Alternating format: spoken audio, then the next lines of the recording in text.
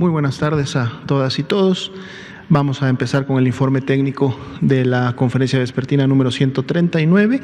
Si vemos la siguiente diapositiva, tenemos aquí el escenario nacional y precisamente en estas barras acumuladas están graficadas las más de 782,000 personas que hasta el momento han ingresado a protocolo de estudio por tener signos y síntomas compatibles con COVID. Vemos que en las barras apiladas, es decir, el total de ellas, se mantiene una tendencia todavía ascendente, aunque en los casos que se van ya confirmando tenemos ciertas variaciones. Veamos la siguiente diapositiva para ver precisamente las líneas específicas. La azul superior son precisamente los casos estimados, 363,599, cuya variación en las últimas 2 semanas, es decir, de la 26 a la 27, es de más 12%, y aquí podemos entonces ver precisamente esta tendencia ascendente. Ya a principios de la próxima semana empezaremos a presentar la semana número 28, lo cual nos dirá si esta tendencia continúa o empezamos a ver ya algún descenso. Lo que también continúa incrementándose, y eso es bueno, son los casos que se han recuperado, las personas que se han recuperado de la enfermedad, más 14%, es el cambio de la semana 26 a la 27, y algo también que venimos viendo desde que presentamos estas gráficas es que desde la semana 24 en adelante tenemos un descenso, una tendencia descendente que se ha mantenido de esa manera en las defunciones, menos 24% el cambio de la 26 a la 27.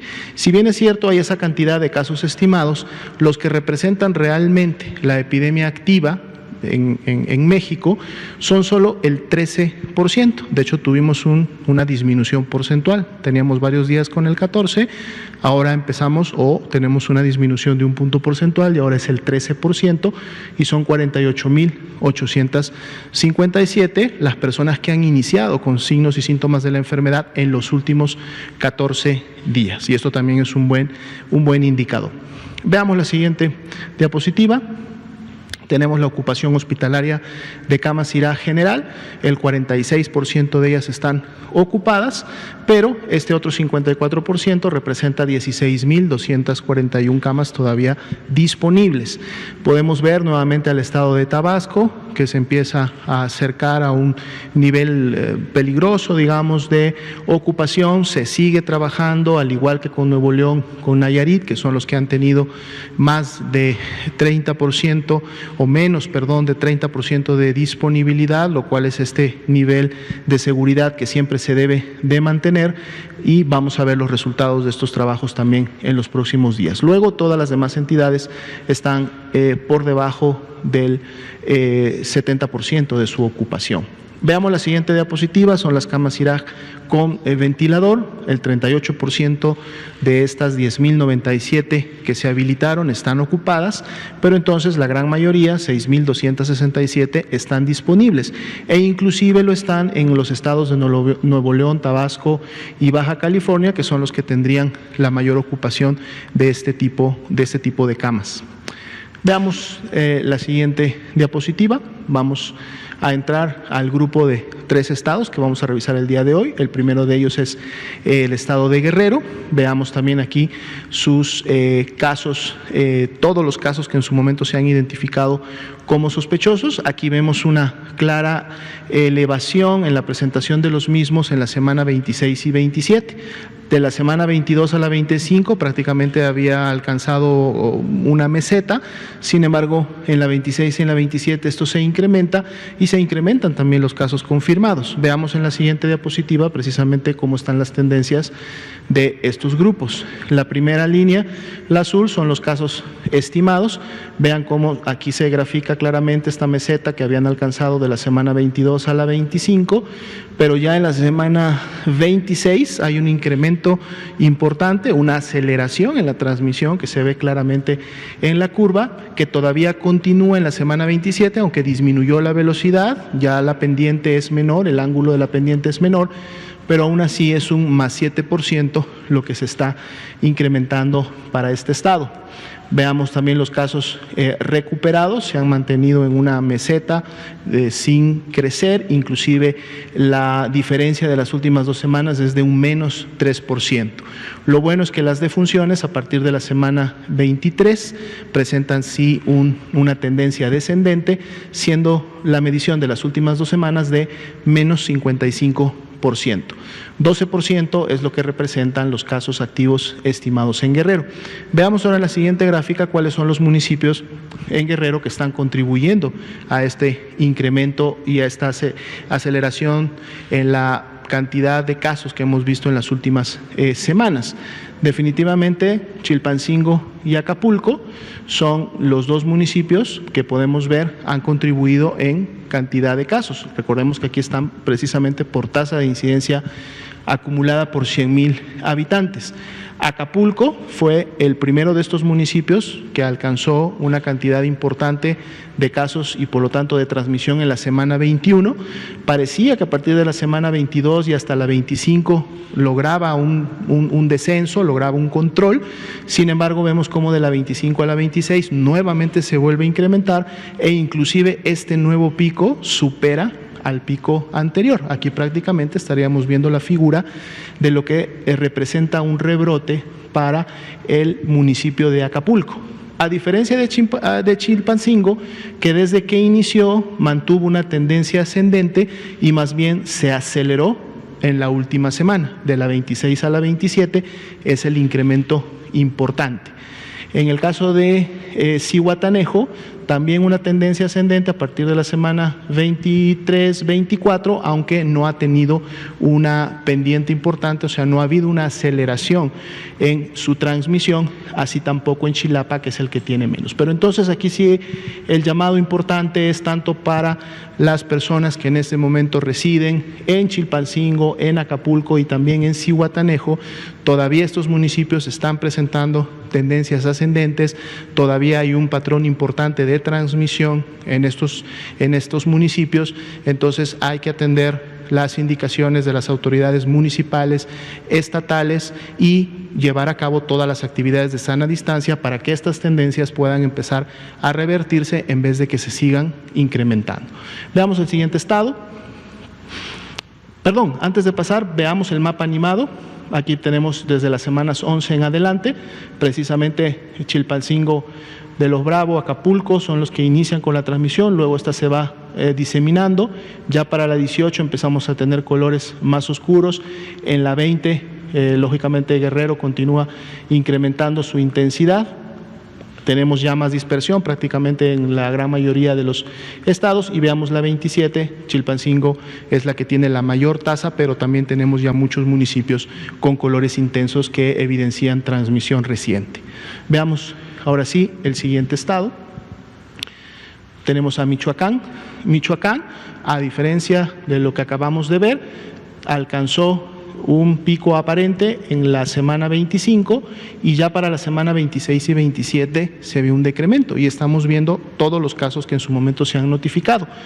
Veamos ahora en la siguiente gráfica los casos estimados, podemos ver nuevamente el efecto, bastante claro, hasta la semana 25, un ascendente claro, y ya para la semana 26 un descenso. Ahora en la semana 27 ese descenso no se ha mantenido, al menos no con la tendencia, más bien vemos una estabilidad en lo alto que inclusive tiene un incremento de un más 5%.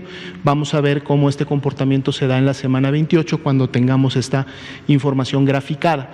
Vemos también cómo la curva de recuperados siempre ha mantenido una tendencia ascendente, el último cambio es de más 9% e inclusive ha superado la cantidad o la tasa de recuperados a la tasa de los confirmados. Menos 34% la disminución de las defunciones en las últimas 2 semanas.